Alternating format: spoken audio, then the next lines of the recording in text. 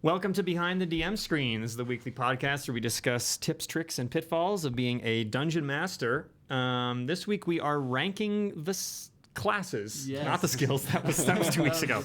We're ranking the classes from S tier down to F tier. I'm very passionate about this one. Yeah, Cameron's very excited. I'm excited. There's a couple important distinctions here. We are only doing the 12 classes in the 5th edition player handbook. So for starters, you know that. So each tier will have 2 in it. Mm-hmm. The other thing is because this is a discussion about DMing, we are not ranking them by how fun they are to play, but how much we enjoy as a DM having them at the table. So I think we're going to start actually by going through, and each person's going to kind of maybe explain slightly their logic on how they ranked them, and then we'll get into it. You want to start? All right, I'll start. Yeah, no, like you said, I'm ranking based off of how much I enjoy having these at the tables, but more so I'm ranking low based on how much I hate having the characters at the table, right? Because there are some classes that just I feel like they derail things so often. And so, those are going to be my F tiers, my D tiers for me. Yeah, so you're being guided by hatred. So hatred. Okay, great. Perfect. Yeah, we got to sit here. I can go next. So I kind of went the other way around. So I really, really like creative play and role playing. Yeah. So I think any class that does things consistently that surprise me and or is able to change things up or kind of catch me as a DM and almost screw up my story, that's something that I really enjoy as long as it's done in a really fun, creative way. So I kind of put those at the top of my list, and I found that anyone that's any class that typically just gets more and more boring and boring, they're lower on the list. Yeah. So that's kind of how I did it. Fair. Yeah. And then I guess how I did mine is kind of a bit of how easy is it to teach a new player? Does the class actually fit the archetype? Yes.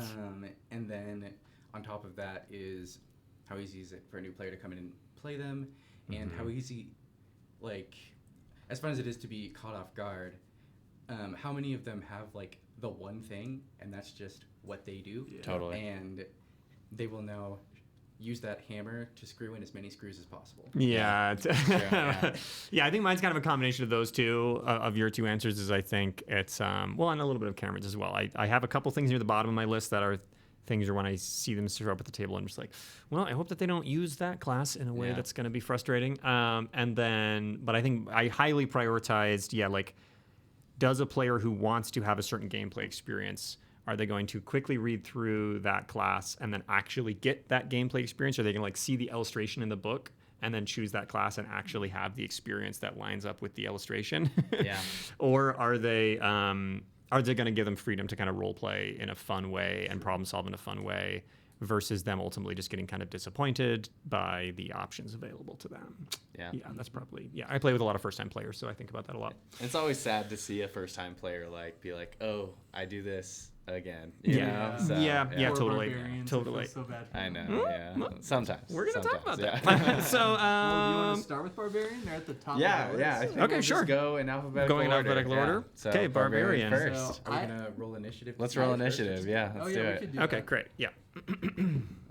Okay, I love. Ooh, got a 15. Got a 15. I love playing as Barbarians. 15 as well. What the heck? We rolled 3 15s. Time that we've done this. Lowest. What's your deck score? Okay, we'll do a little reroll. 15 again. 15 again. 13. All right. All right. I will go first. Barbarians for me are pretty middle of the road. I put Barbarian as C class, the top of my C class, and here's my reasoning behind them. I do think that a Barbarian basically has one line of action. They get into a combat, they should always rage. Rage is great. It's a very good ability. You should basically always use it. Yeah. And so I do think it can start to feel a little bit one-dimensional. Yeah. However, I would counter this a little bit by saying that I think when someone chooses a Barbarian, I think they often go into it with just a kind of excitement about playing that character, right? There's a certain level of knowing that they're going to be a little chaotic. There's a certain level of knowing that they are going to make choices. Most human beings are rational, safe, careful people for the most part, right? And so then whenever I see a player who shows up and they've selected Barbarian, what that's telling me is that this player wants to have a role play experience where they get to take more risks than they would ever do as an individual. And that to me is fun, because that means that they're going to be in situations where the party's discussing a complex plan, and then they're going to think to themselves, wait, I'm a barbarian. And they're like, I'm just going to kick the door in and go for it. And that adds in, I think, a fun degree of chaos into the game that I think is actually cool. So I wish that they had a little more to do. I wish that that rage wasn't just the auto first bonus action of every single encounter. Yeah. But I like that it just adds in spice at the table that I think is fun for a party to have. Yeah. I couldn't have said it better myself. I put it in C as well, and I have the exact same reasoning. I think barbarians are really fun at the table when it comes to role playing and when it comes to everything, especially because I feel like there are a few classes that it's almost there's so many different directions you could take with it, whereas barbarians are one of those. It's like people know what they're going to do, and it adds a simplicity to roleplay. So it's like, I'm always going to be the guy who punches things and the guy who doesn't think through things and talks a little bit stupid, you know, and like, that's just fun to have, you know, and you can know what to expect as a DM. Yeah, so, totally. But combat is a little bit low. So, See, I put mine up in B tier. Ooh, interesting. Nice. A lot of that, though, comes from how much better they're done in 2024 with their subclasses. It gives them a lot more combat They do have versatility. cool subclasses. World Tree Barbarian is super cool. Oh, yeah. It's so sick. Like, they get Like a lot of that's like the cooler- spirit one where like they call them like World Tree's the one you can like move your allies and opponents across the battlefield. Oh, like yeah, roots, yeah, like dragging around. yeah, that's and you right. can like That's super rad. teleport as well because it's like Yggdrasil kind of World Tree stuff. Which is That's good pretty for cool. a tank. Yeah, it's Yeah. very important. it's great for a tank. No, it's a super cool. Like, I think they did really well with that. Cool. Yeah, that's right. Cool. But I was just to add on to the, like, barbarians do kind of the one thing. It's like every group has, you know, that one guy. I mean, and think of just how many movies are just the movie of big, strong person, like learning something, anything really. Like, yeah, totally. I mean, just think of The Rock at literally every movie he's ever been in. No, barbarians are so fun. I think as a player, like I put it in A tier, but as a DM, they are a little bit limited. But I like that they have limitations, and I like that they're just really good at one thing. It makes for a really interesting character in the party. So I'm also fine with C tier.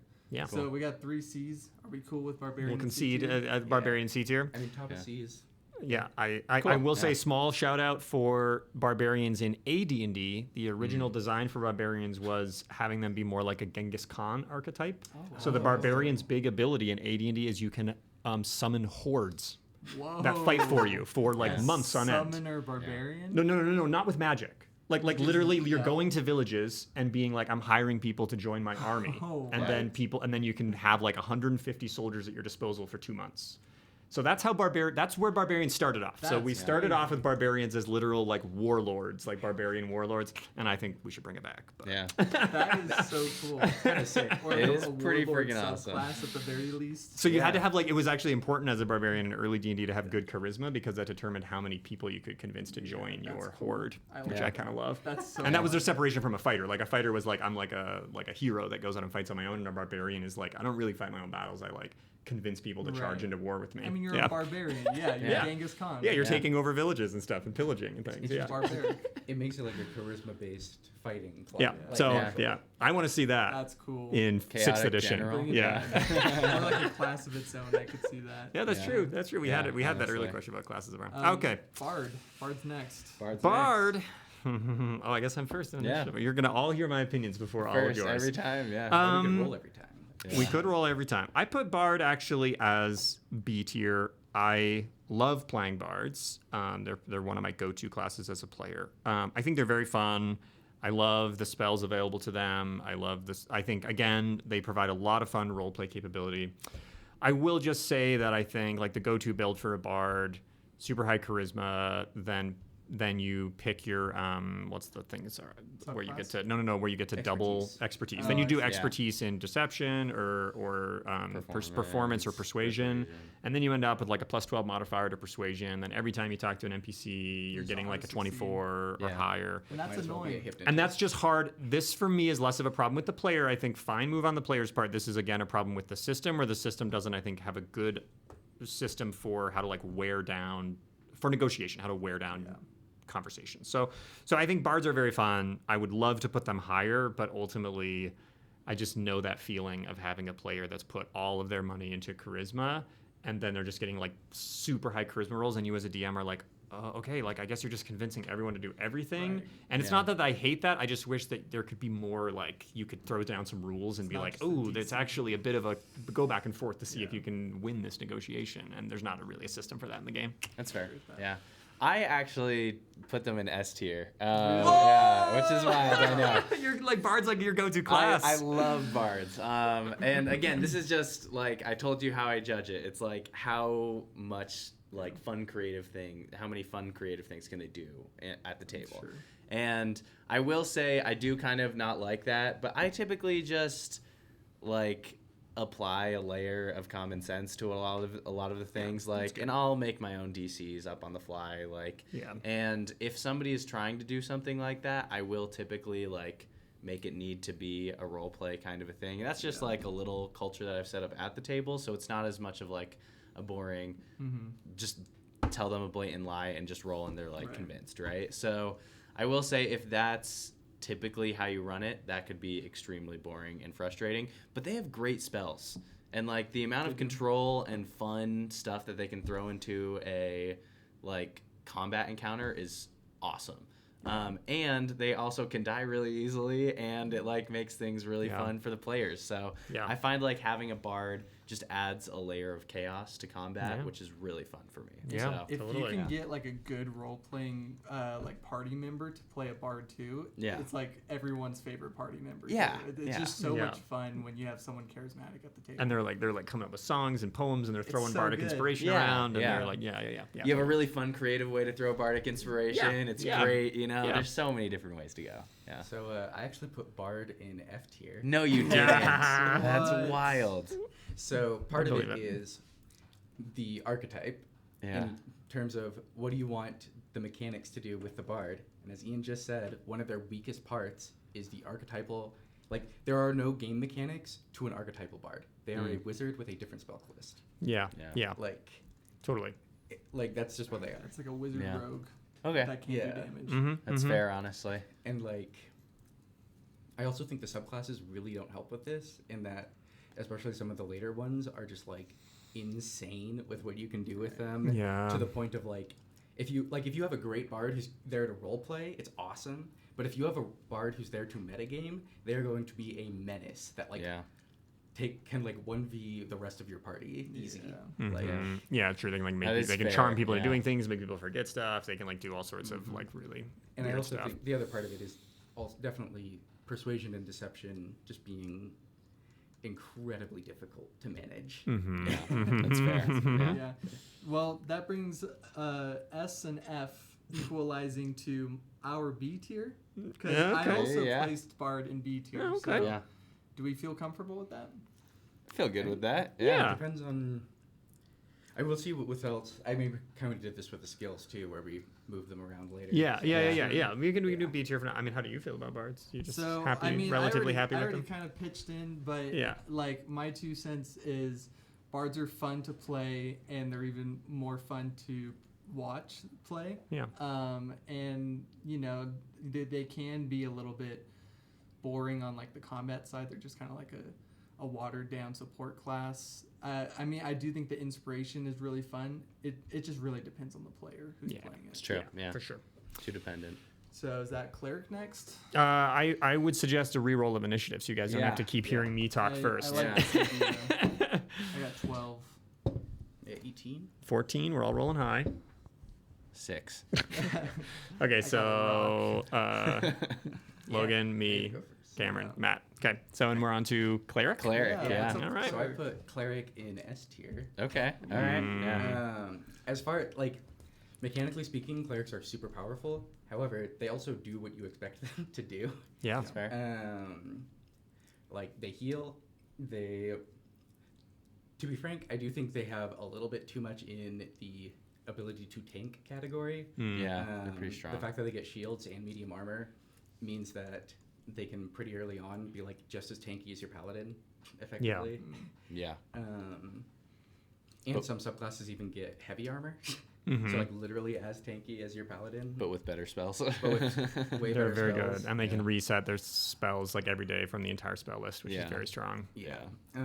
But this is definitely part of the archetype fits, and the role play is amazingly fun, because what happens when it, like, a cleric has ideals they have to uphold, and a god who they have to keep happy, which is way fun to bring into the like. Anyone with a god or a patron, like, that adds so much to it. So much fun. Totally. Awesome. Yeah, I put them S tier as well. I think for basically all the same reasons. I think they do what you expect them to do. They're good. Like, a player who's going to pick them is not going to be disappointed, I think, by the options available to them. I will say a brand new player, I still put them in S tier, but a brand new player having to repick their spell list after every long rest can be a lot to wrap your head around. Yeah. A lot of times for first-time players, I basically will build a spell list for them and be like, like, you could just prep this every day and you'll probably be happy. You know what I mean? And then, like, as a couple sessions in, you'll start to get a hang for it.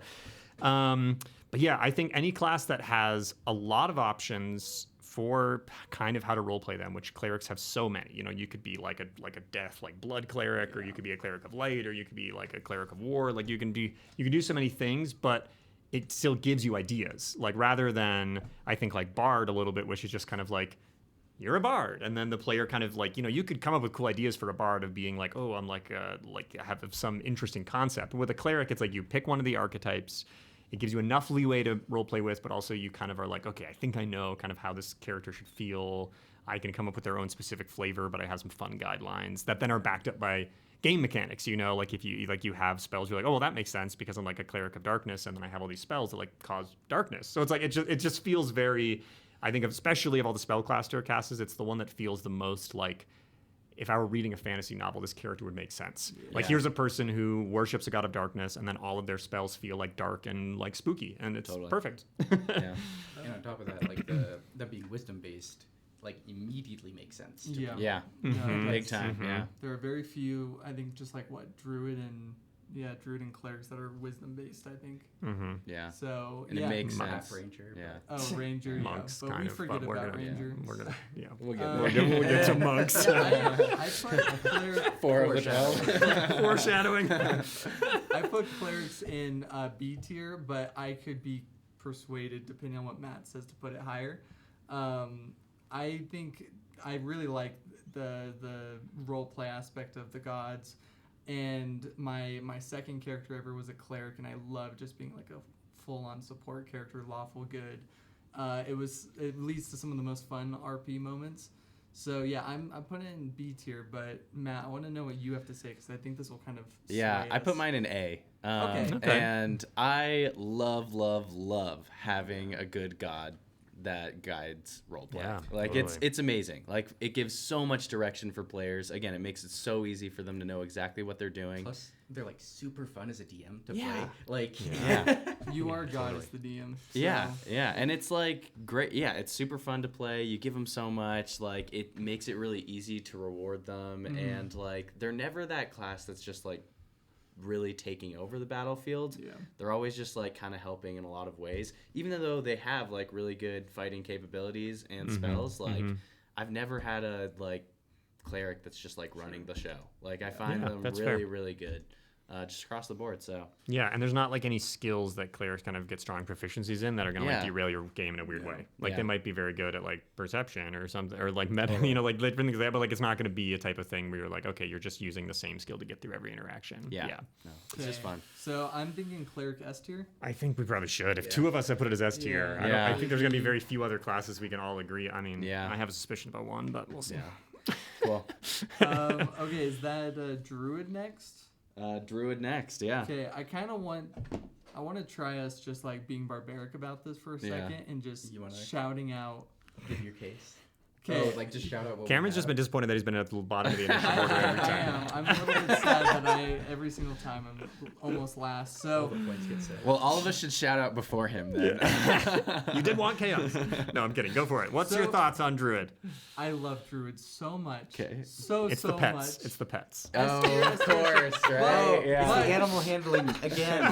When He's I gonna have Ranger and Hold S on. tier. when I DM'd a Druid once with one problem player, they could not decide what animal they wanted to turn into, and it would take 20 minutes every single round for them to just like decide what they want to do as their animal or who they want to transform into. And that ruined DMing druids for me, Wow. which is why I put it in C tier. Wow. Yeah. Strong. I put it in B. I really think they're fun just They're because of the versatility that you can have when you're playing as a bunch of different animals. Yeah. But it is really annoying when they want to play as different animals all the time, but they don't want to like look up the stat sheets every single time. And some animals that they want to turn into, there just aren't stat sheets. It can be hard to min-max. Yeah. Too, And like, CR is like insane. Yeah. Some like zero CR creatures have like just they're this, so that means they have this innate ability, and Yeah. it means you can. Well, yeah. And my bigger problem with, so I put them in D tier, but like my bigger problem with them is actually, I wish that like I wish they could actually wild shape more. Like I actually don't think that like, and my perfect example of this, right, is like the D&D film that came out a couple years ago. Yeah. Like that's how a druid should feel, right? Yeah. Like going into this castle and then they're like Turn wild. into a They mouse, they turn into a turn to a snake. mouse. They turn to a snake. They turn into like an Yeah, she eagle. wild an shaped eagle. like 8 times, and I was like, Which that's is- not possible. But But it's could how it be, should yeah. feel. And what they could do is they could go in and massively reduce the amount of spells they have and instead just hyper focus on them being slightly more like a shapeshifter class or more of like they can connect with animals, but then we're actually reducing the amount of spell casting they're doing. So and they could do simple organizational things. Like why instead of having wild shape be like you can turn into an animal, CR this and this, good luck. Also, here's a spell list. Like, why don't they just have like in the section for druids a thing of like, here's the animals you can turn into, and here's just a helpful reference of what the stat blocks are. Like, Yeah. I think they could be really cool, and there isn't really an equivalent of another class that's like the nature shapeshifter, like one with animals. It reminds me of kind of like a Bjorn thing from like The Hobbit, right? Like you're kind of Yeah, like totally. a lot of times I think a player at the table who picks a druid, they're like, oh, this is gonna be cool. I'm gonna turn into a bear and I'm gonna like kill all these goblins. And you look up the stat block for a bear, and you're like, well, it's like You get one shot. good, by, but it's a like not CR5. amazing, and it's like. And you're not really going to be so much stronger in combat. And then they're like, you can only do it once a day. And then all of a sudden they're like, man, this kind of sucks. So Yeah. I don't know. I put them as D because I also put them as D tier. I do think though there's a lot of those that are addressed in the 2024. So in 2024 they give you land, air, and sea stat block. Okay, And then cool. whatever you flavor it as doesn't matter. Mm. And the stat block grows as you level. Oh, interesting. Interesting. Okay, I'll have to check that out. I actually haven't yet. Oh, yeah, I'm I pretty haven't sure I that's haven't how played that with a works. druid since the But new update. It's a lot more like that where That's I good. might be I'm glad. mixing it up actually. I think I mixed it up with the Beastmaster.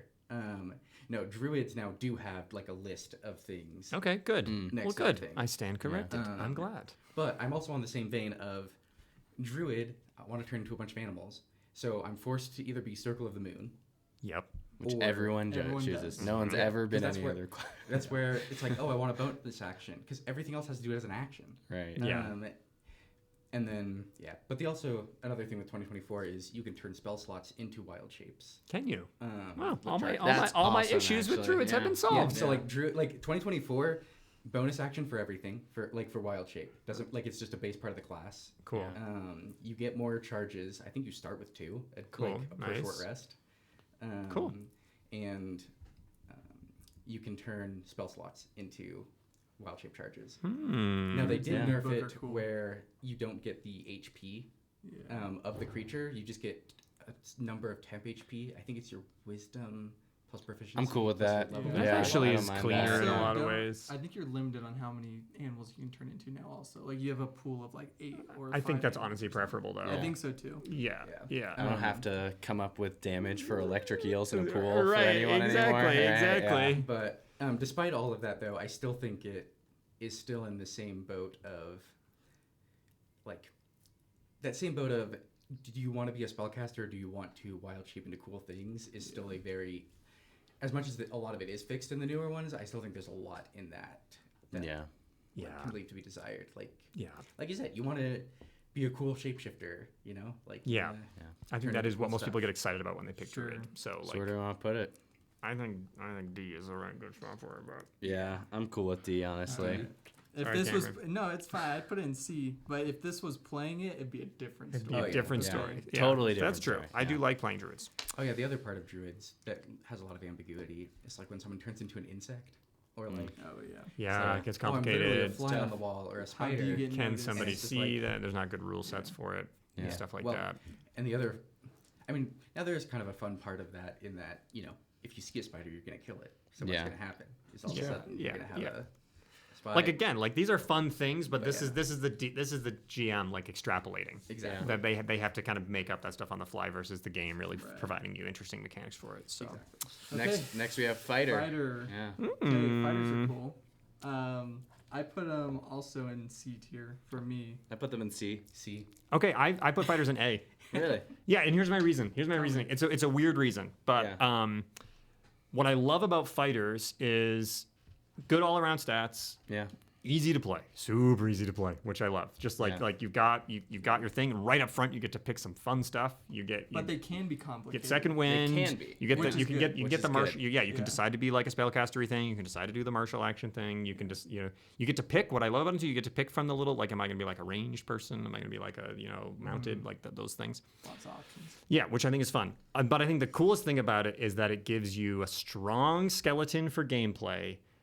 And I think a really open book for roleplay that I have discovered most players actually, I think, do interesting stuff with. Yeah. Most players who pick a fighter are then like, wait a minute, I'm going to be a pirate. Or they're like, hold on, agree. like I'm going to be a retired captain. Or like, you know what, I'm going to be like a fencer. I'm like I duel everything. Bodyguard. Yeah. Right, I'm going to be a bodyguard. I'm going to be like, I think it gives you this like nice bone structure that does not force your hand. But then I find that most people don't pick a boring... we'll talk about paladins later, but I think whereas I think a lot of people, paladin has so much to do that people are just like, I don't even have to role play. I'm just looking at the rules. Yeah. Whereas like fighter, the rules are so minimal that I think the player feels like I really have to bring my own material to this. Otherwise the character is going to feel flat and boring. Yeah. So then I'm going to make them like an interesting dwarf or interesting, elf or something. So I think fighters are really fun. The one thing with fighters, and this just kind of comes to martial classes in general, is weapon diversity in D&D is absurdly, like mechanically speaking, it's like, you're doing this kind of a build. Okay, cool. This is the weapon. Yeah. It's very boring. No ifs, ands, or buts. And there's like basically zero situations. Like the thing I always like to say is like, there's reasons why you might want to go into combat with a knife and a sword, because like if somebody like is tackling you and has knocked you to the ground, you're going to need to use a knife. Yeah. And there's no reasons in D&D why you should ever go into combat with a dagger and a sword. It's just like you should always use the long sword every single time, basically. They've kind of addressed this in the new book also. They have with the a little, but I also just feel like the masteries are just forcing people again to figure out which one is the meta and then just double down on the weapon that's the strongest. Yeah. Which is they're sad. also worded so poorly. The main one that I have beef with is, I think it's called Nick. It's the one that lets you, if you have light weapons, because you can dual wield light weapons, and it's where if you hit something with a light weapon, then your dual wield doesn't need to take your bonus action to do the attack with it. So you just get 3 attacks. What? But the wording on it is wildly insane because, if you take a bonus, it says, it's worded where it's like, if you have your bonus action available, then you can make your bonus action attack as part of your attack action. So if they take a bonus action before they attack, then they don't get it because their bonus action isn't available.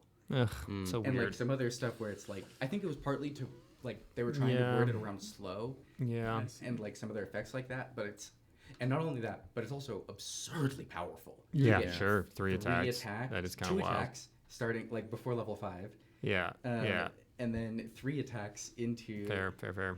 Logan, you read the rules like a developer, like Yeah. like a coder. It's a beautiful that thing. You are a developer, And they needed someone like me to go through it because holy smokes, there's so many different ways to interpret so many things. Yes. I will say though, going back, I know I put it in C, but even just after this conversation, I'd probably be a little bit tempted to put it in B. I like B. Just because I have had a lot of really fun player builds, incredibly fun, and it's still diverse enough in that you can chain different combos and stuff together that you can have a really fun build. Yeah. So Yeah, totally. I like B. Yeah, I think B would be fine. I think that locks us out of B though. Yes. It What was does. our other B? Bard and fighter. I think that sounds good to me. That's cool. Okay, what's next? Monk. A tier. Oh no! Oh what? F tier. A tier. F tier. Mine's D actually. I based this off of the new book. I shouldn't have, but monks are so much cooler in the new book. They are a lot. All right. Okay, Yeah. I don't. But We don't know But the new tell book, me yeah. how. Tell us. Are they easier to play? They get more key points. I don't. But are these? Do you hate understand key how points. key points are used? Yes. I have not That met a one is still single difficult. player. I have not It met a is still single hard. player who knows how key points are used correctly. You just spin the points to do cooler things. I know, but it never so turns simple. out to be that easy. Yeah, and you want to know how many monk. times I've had players choose to run a monk? Once. Okay, I've probably had over 150, 200 different players. Monks have this ability where they can walk on water or on walls as long as they don't end their turn on walls or water, and that is the coolest. But here's thing my other ever. question: You what are level not do they get that playing. ability? I think 10. Okay, 10. So that is another reason why I effing hate monks. Monks, if you started a game at level 20, everyone should play a monk. Yeah. Monks are unbelievable past level 15. Like, they're insane, the amount of things that they can do. But how many people sit down at a table and play a game past level 10? I would say 95% of the D&D games you play only get to level 5, maybe 7. Just because of the time required to do falls it. apart. And Yeah. And so then you get these people who just have basically like a boring fighter or like a boring cleric that doesn't, or rogue. That's especially bonus boring to actions, 'cause you role get to do it play for free. as, because they all role play the same And freaking avatar and the interpretation character of ever. a monk is very like I meditate how many instead people of long exactly resting. how many people go into monk with a cool concept for a character, because I think it's really hard. Like, there's just so many different cultural perceptions of what monk means, right? Is this an Avatar the Airbender person? Is this like a fat jolly friar like from Robin Hood? Like, is this like there's so many interpretations, and the rules don't really tell you which direction quite to take it. And it's not tied to a deity, so you don't end up with any instructions on what type of what's like your alignment should be necessarily. Yeah. Like, I just think it gets really messy. Yeah. The new book is a little better with it because it's not called key points, it's called focus points. They probably should just change the name of the class, honestly. They should. They just need to rework the whole class, I think. Legacied into keeping the name monk just so that people would recognize what it is. Yeah. But no, I agree. It's really hard to roleplay. The first levels, sure, the bonus action attack can feel pretty nice, but it's still, there's that level, between the levels of 4 and 7. Yeah. They're just well behind the other classes. Well in behind. almost every. Yeah. Monks, Except for one. But we all know that one. Yeah. monks, they have this level 20 ability where if you start combat with no key points, you just get 4 back or something. I know, they're so amazing. Yeah. And at level 1 in the new book, you just get that ability, essentially. That's cool. You just always have key points at the start of But your again, I'm like, my problem is not that players run out of key points. I know. My problem is that They're they're like, okay, so I'm one-dimensional. using a bonus action. When I use a bonus action, can I do flurry of blows if I spend a key point? Or do what? Yeah. Can? But again, these are just What do these you can't do? little. That's the rule. But I just feel like there's these little questions that come up of people keeping knowing when to use key And it points is and really when not. annoying to DM people who don't know. I see. Inexperienced monk. Yeah. The reason I put it so high is I have a monk in the party, and he's just so fun to play with. Yeah. Oh, totally. It's a total Every one fun of these thing. classes in the hands of a fun player is a blast. Is awesome. It's Is a blast, blast. yeah. There's absolutely there's not a single class that ruins a player's experience. I just think it doesn't give, especially first-time players, a lot to work with. I think for a class that seems simple, monk, I want to play a boxer or a martial artist. Totally. And yeah. for that, the rules just are so complicated for such a simple concept that someone wants to bring. Yeah, to the I table. would I would pitch that they should change monk to folk hero, and have it be some kind of person who's wise, good with their hands, kind of the people's hero, something like Yeah. that, the mentor. drunken master, or mentor, Drunken Master is the subclass.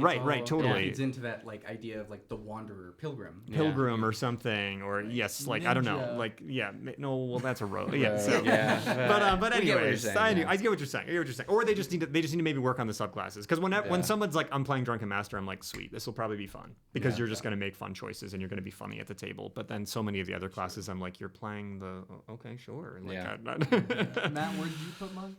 F. F. Shoot, so is monk D tier for us? Is that what? Because you put it as you at F tier. As well? mine was D actually, because Oh, I have stronger I put feelings D, about other C. classes. I put C. I want.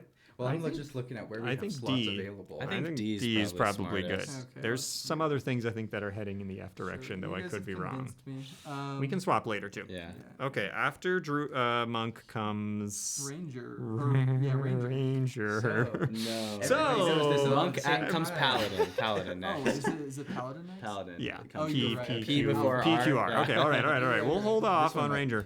spicier than Paladin. Because I put Paladin in A tier. Wow. I put C. I put S. I put S? I put put F. S. We have deeply divisive feelings about Okay. paladins. Wow. Paladins, they can break their oath, and there's a lot of RP That is the elements. one really fun roleplay They always element. break their Yeah, oath, yeah. and it always adds to like so much fun complexity. And then they have to like, do they get a new oath or like what's going on with that? I have a paladin in my campaign who's turned evil, Yeah. and it is like so fun. And it's very rare cool. that you can do that because like if a cleric turns evil, like what god's just gonna like accept a cleric that turned evil? I mean, like Yeah. maybe an evil god, you know? But Yeah. paladins, it's like there's a gateway into that that's very easy and accessible. Part Yeah. of the thing with Paladin for me, I mean, the two main things that brought it up. One, it does what it says on the box. Like, Sure. you play Yeah. Paladin to do your cool Paladin things and to live by like some cool knight oath. Yeah. Like, and then the other one is, as a DM, I'm really big into world building, and it is so fun to take the different oaths of the paladins and build some sort of organizational structure around it, and be like, oh, how does this interact in the world? Like, is this like maybe a kingdom is fully run by, you know, like the king is the head of some paladin order. Yeah. Or maybe there's like, maybe it's a more freelance organization, like of mentors, mentee kind of a deal that like there's only a few walking around. And then maybe if they do break their oath, like do they start getting hunted by other paladins of that oath for being an oath breaker? Absolutely. There's lots of fun things you can do. Ian, you like Warhammer. How do you not like paladins? Well, it has more to do with, I think, the way that people approach Paladin, which is that I think very rarely do people think to themselves, I want to build a character that's like this. I have like a fun idea for a character in a book, and then they go in and they're like, oh, it's a Paladin. I think most of the time they like the type of player who plays a Paladin understands the rule set well enough to know that they're picking them for their abilities less than for their narrative. Yep. And so then I just think that it's probably for me just a mismatch of play style. Like pretty much every paladin I've ever had at the table Min-maxer. is a very min-maxer. is very, which again I think that's a very valid way to play. I just think that for me, especially when I play with a lot of first time players, a lot of times that person at the table then becomes the person who kind of like gets into a comment and starts like over explaining some other things of like, okay, well, I'm going to use my bonus action to move 10 feet this way, 10 feet this way. And then I do this and I've got like reach on it and I've got the special ability on this thing. So that now the opponent I'm actually a can't. sentinel and I have and they a pole can't, arm, and I got a so pole my arm reach is exactly, so they 10 can't reach feet, me. And, And like, send you back 10 feet. Yeah. and that stuff is all valid. It's in the rules. It's cool. But I just generally have more fun with players who come to the table and give me a description of a character where I'm like, ooh, spicy and interesting. And then I discover like later on that they've got a fun combat ability, as opposed to them being like, I'm playing a paladin. I'm like, cool. And then they kind of give me a description of their thing. And I'm like, okay. And then they get into combat and I'm like, oh, okay, so this is why you're playing this class a little bit. Smite. Is kind of the way. Now, like everything that you just said, like Also oath boring. breaking. Smite. Yeah. Smite. Yeah. Oh my Smite. god. Like I think oath breaking is super interesting. I think Order of Paladins is really interesting. Like for me, maybe it is just does this come down to like a name change. Like if they just change it to Knight, I might honestly just be happier because I think more people would look at it and be like, oh, I'm like a strong fighter who has ideals, which I think is kind of what Paladin is getting at. But then they would have to tweak fighter a little. I don't know. Like I just think. I don't know. I don't think it gives people a lot to go off of with the name and the description. The other bias that I probably have is coming at it from like Stormlight Archives Yeah. angle of it. That's fair. Those are the coolest paladins ever. Yeah. Yeah. It's all about people who get their powers from oaths.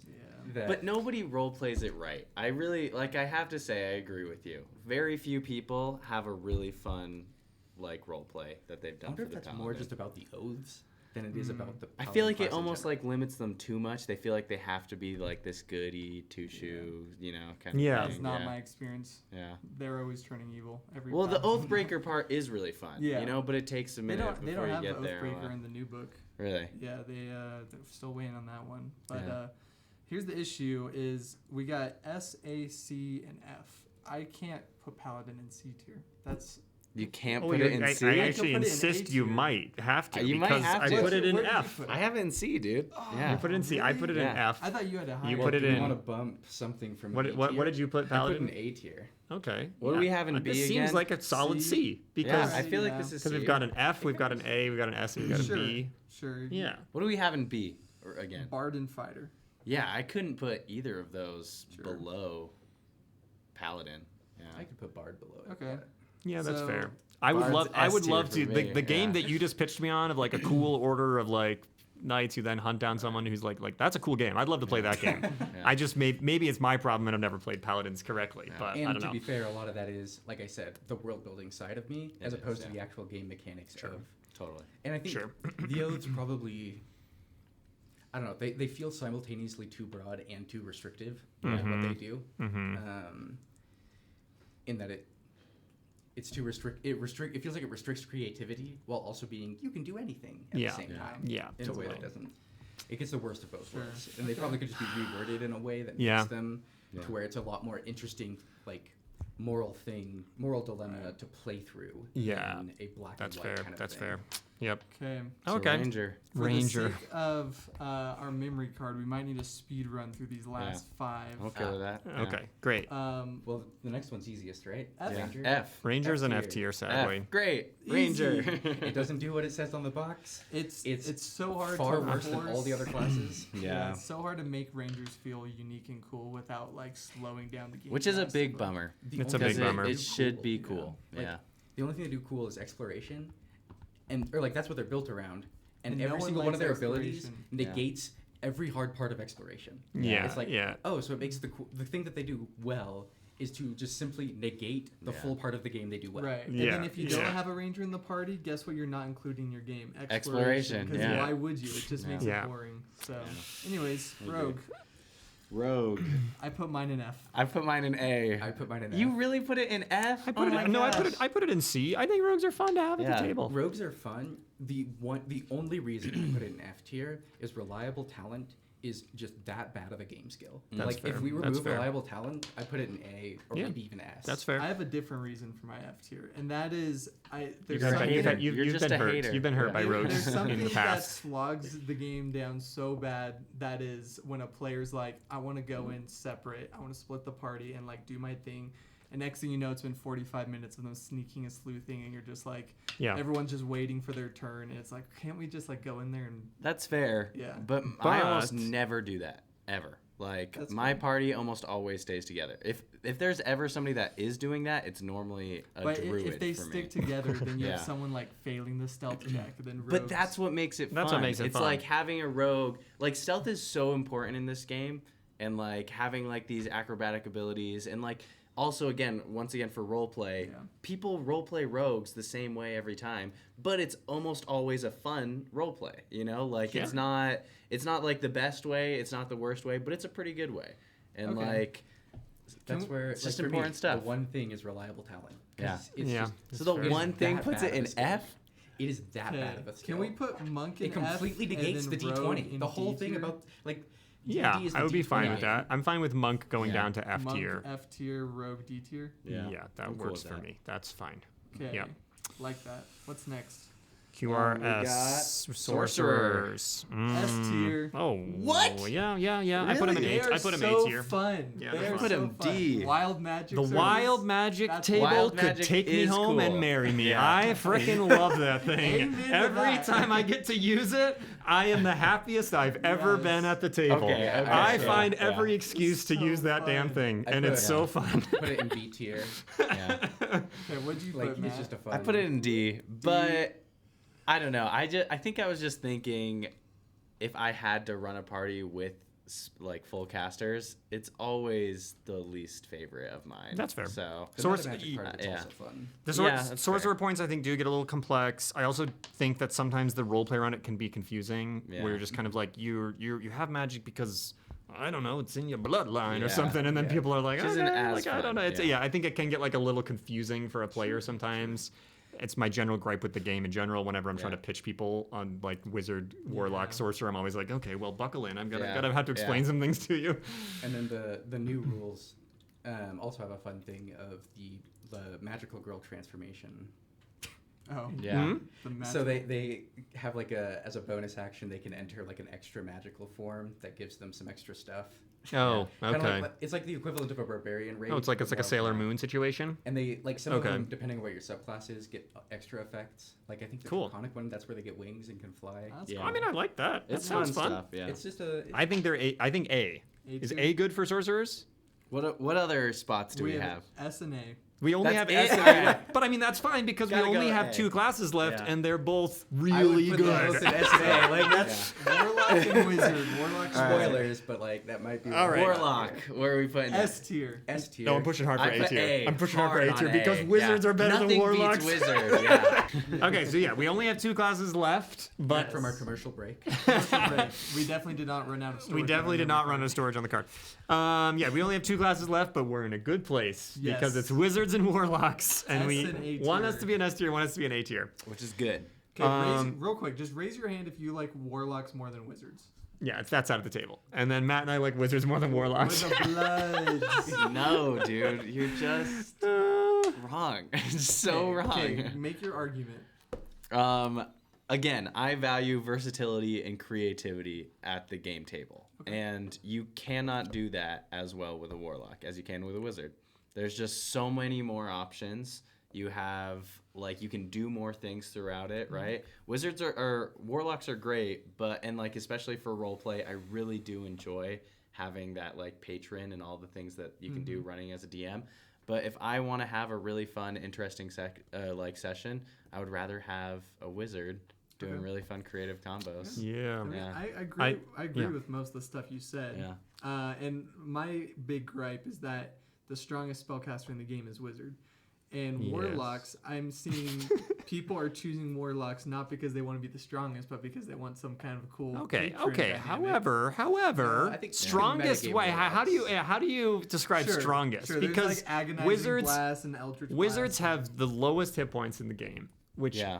in my opinion, that's what makes them the most fun to play. Because every person who plays a wizard, especially if you start from level 1, Yeah. they are 1 goblin strike away from death. True. Which means that like they enter combat in a funny, like every person who picks a wizard, and then you look at your spell list and you're like, 75% of these first level spells do not do damage. Yeah. And so then what it means is the very first, like the first encounter you get in with a level 1 wizard, immediately they're problem solving in interesting ways.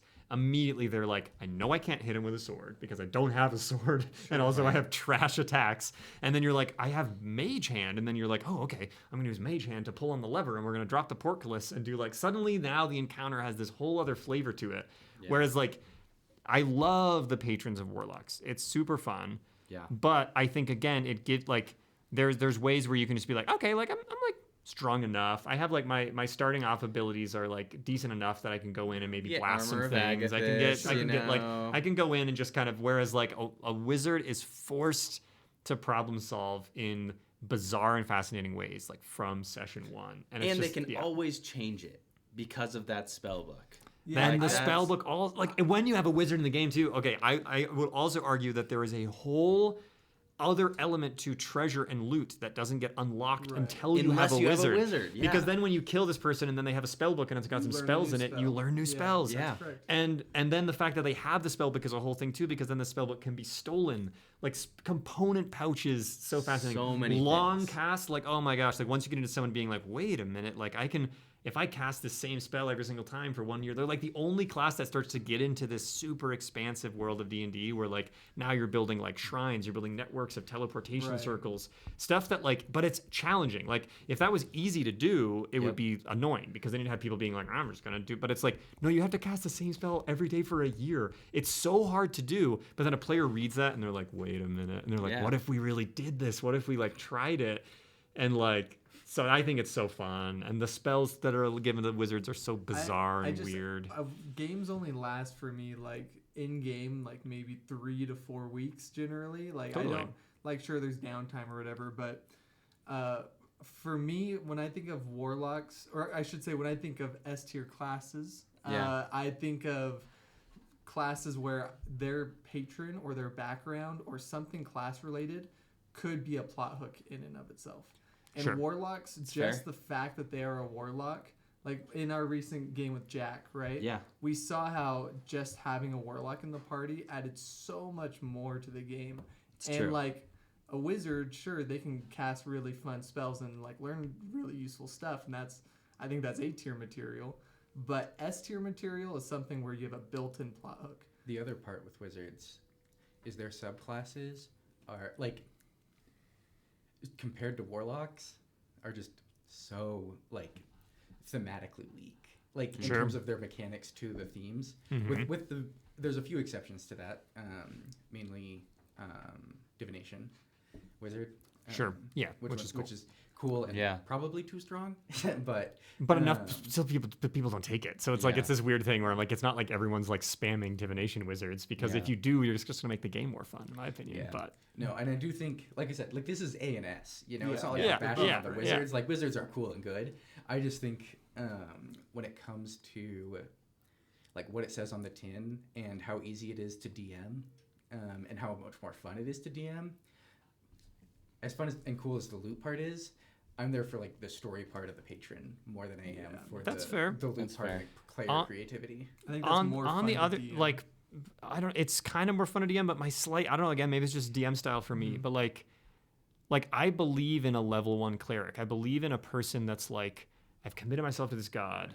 Now I'm going out to like go on an adventure. A lot of the warlock backstories and classes, I don't actually buy all the time as like a level 1 person who's just decided to go on an adventure now. Yeah, peasant decided to sell his soul and now he's suddenly has magic powers. But then like, how hard is that to do in the game? Like in the game, to get in contact with a great demon and do the thing that a warlock does as a level 1 character, a lot of times requires like level 12 players to do it. So I think for me, sometimes it's just that like the warlock backstories are almost more interesting than I think the plots. Like if you have a warlock who then's like, oh, you have to go like fight some goblins and win back some loot, I'm kind of like, this guy's being supported by a greater demon. Like what? Why the hell? How the hell is he worried about this? Like he's got way bigger problems to deal with. Buying it. I don't quite buy it, and I also sometimes think that warlock backgrounds actually overshadow the plot of other players. Like I think sometimes a ranger can show up and be like, I'm here to do like a quest, and then you've got this person who like they're really excited to like hardcore role play their attachment to an eldritch god, and I'm like,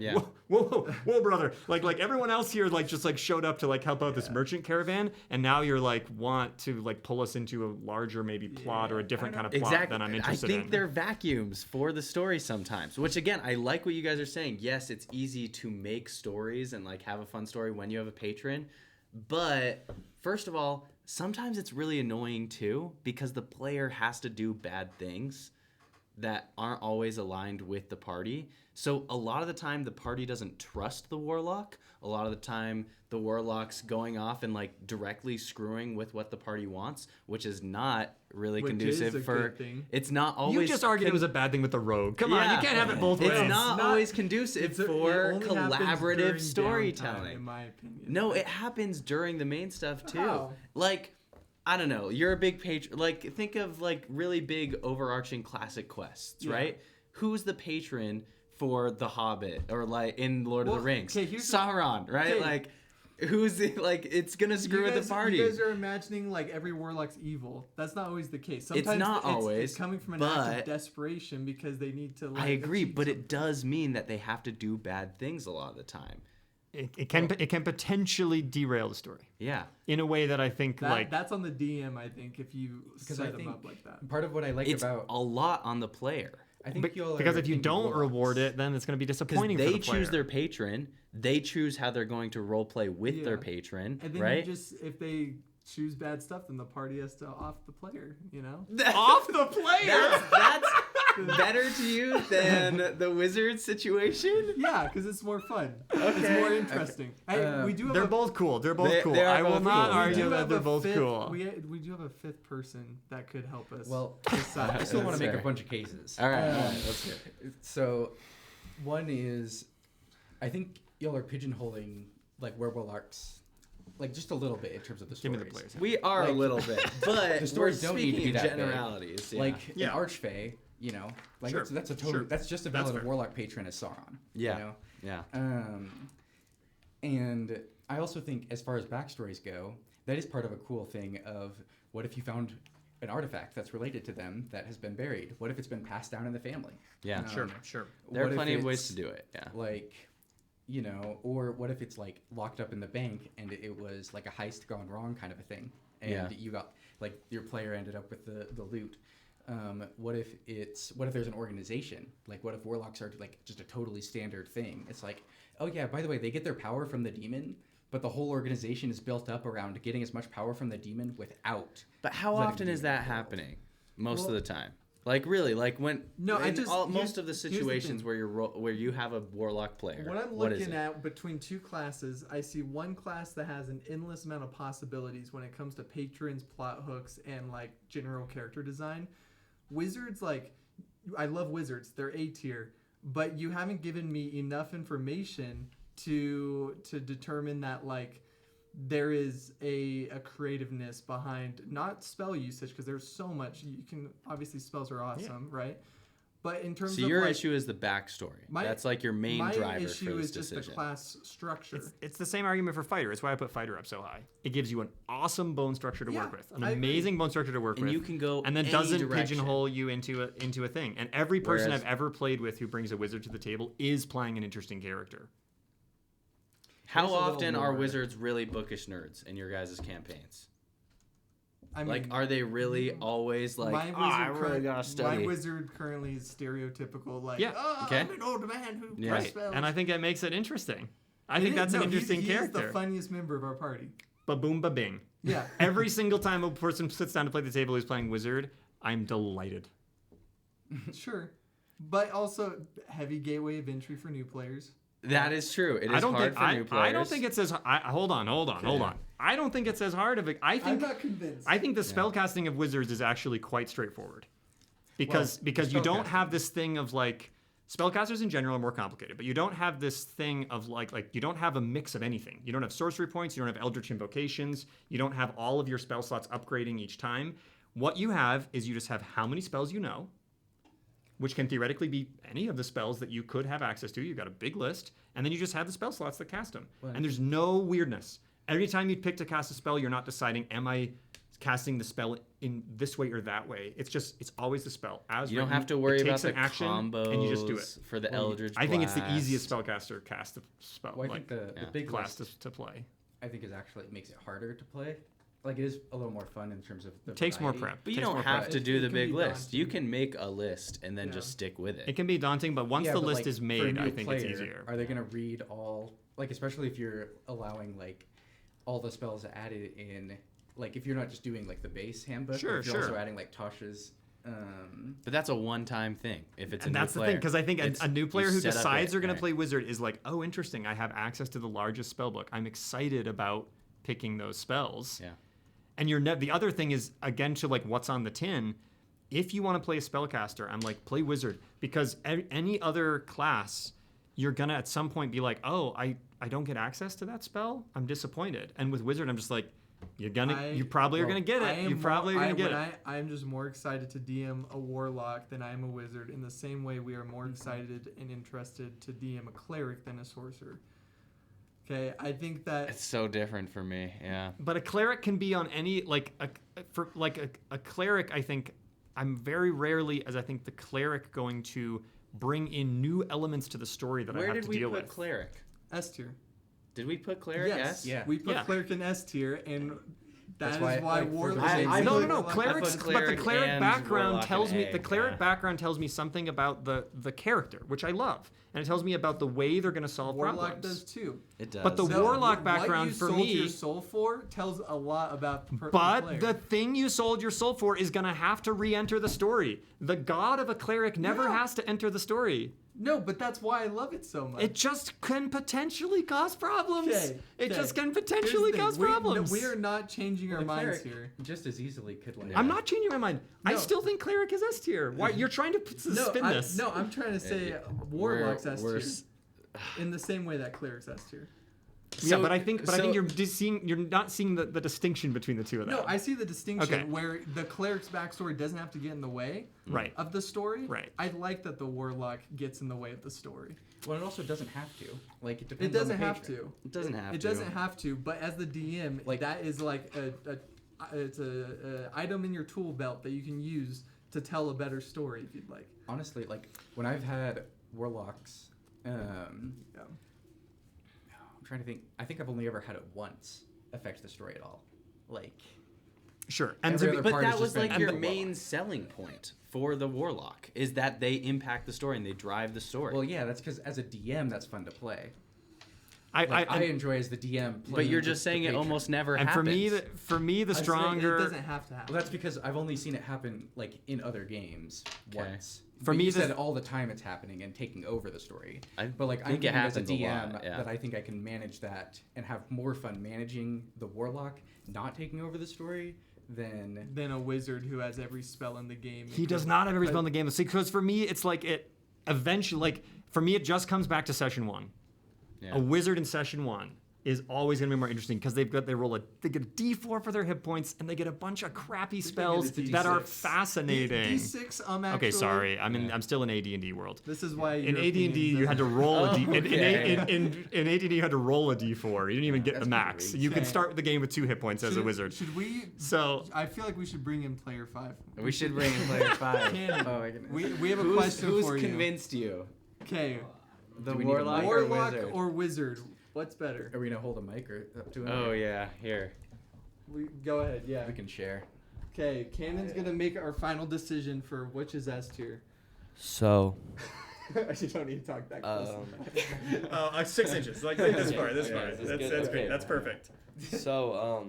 both arguments were pretty good. I actually don't know too much about either class, That's so okay. it was pretty much just like I felt like a judge in that chair. It's so close actually. I'm gonna have to go with wizard. Let's go! You Give me made my a mic good- back. You made a good point about like messing with the story. Because what if you're doing like a smaller scale story and then some god just pops in? Yeah. All right. I'm not going to disagree with Cannon's opinion here. Cannon's right. That's Cannon's why. correct. Okay, so we have our final ranking now. Shall I read it out loud? Let's read it. Okay. I see what you're doing here.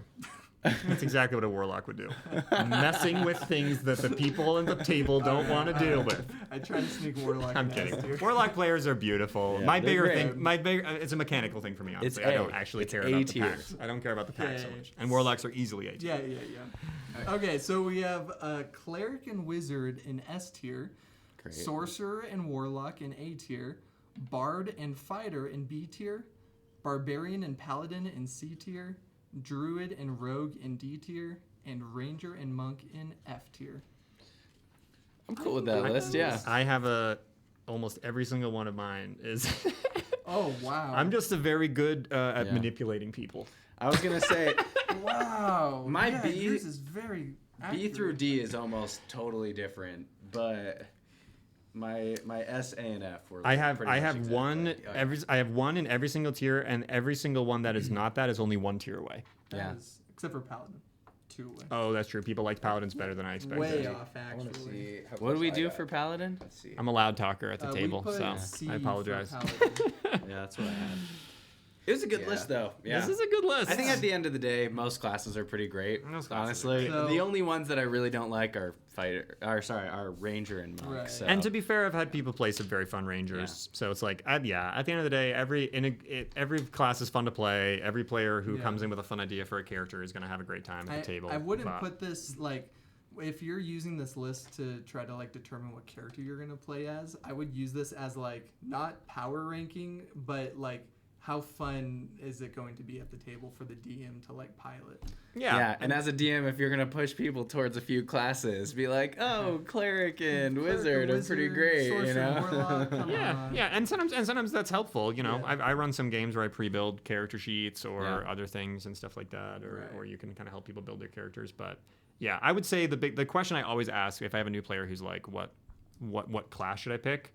I always just say, well, what type of character do you want to play? Like, I think the strongest way to play the game is or the easiest potentially, especially for first-time players, is think about what you want to be. Do you want to be like Aragorn? You know, do you want to be like just think of how you want to show up in the game, and then talk to somebody who knows the rulebook well and is like, oh, that sounds like you might want to pick this person and go into this background or something. Because you can do like, I played a knight who was a bard, for example.